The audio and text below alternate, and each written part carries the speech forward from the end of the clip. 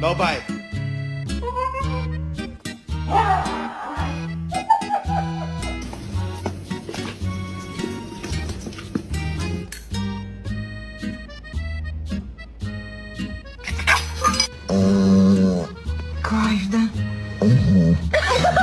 Bark at your dog. My dog ate a wild mushroom, and we just spent $140 for the vet to tell us she's high.